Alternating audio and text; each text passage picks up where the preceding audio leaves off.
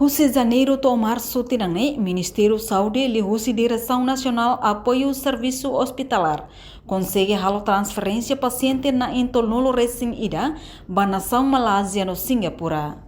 Segunda-feira, chefe interina Departamento Direção Apoio Serviço Hospitalar no encaminhamento atual chefe Departamento Saúde ba veterano Zélia Bernardino Vivela informa, paciente na intolnulo recém idane, composto husi paciente comum ia na enronulo recém tolo, no veteranos na enwalo.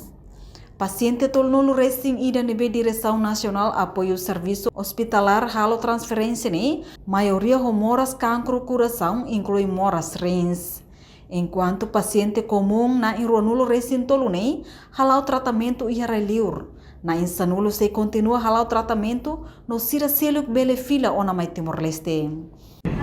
Total paciente nebe halau na transferência baralho durante bulan tolo ini quarter primeiro, janeiro, fevereiro e março ini total menutup 23 paciente, né?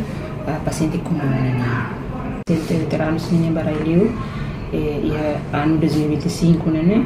Ia quarter primeiro que satu nene total muito dia na igual composto si mana lima e feto tolo nebe mai taru ka ba hospital Priscur nomos hospital Aihil Priscur nalise hospital luar be tarba nomos KPZ nomos paciente comum ini paciente veteranos ini tanai veteranos ini moras musanisa maioria itaru ka tambah moras campo moras fuang nomos íamos moras selo nebe maka itala trata ihitnya hospital dan kabarene hospital 23 nene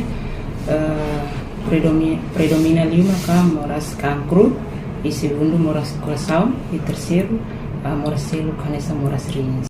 Entretanto, o hospital nebe mak paciente sira halo tratamento makanes sang Malaysia e o Hospital Prince Court Medical, Sangway Medical Center iha no KPZ Malaysia, no Singapura mak Hospital Gleneagles, Singapura Mount Elizabeth. Reportagem Marquida da Silva, Televisão Timor-Post. Janela informação ba emogoto. Atua tem informação atual dia kliu. Kita haluha, haneham botão subscribe, like, halo comentário no fahe tutang ba media sosial hotu.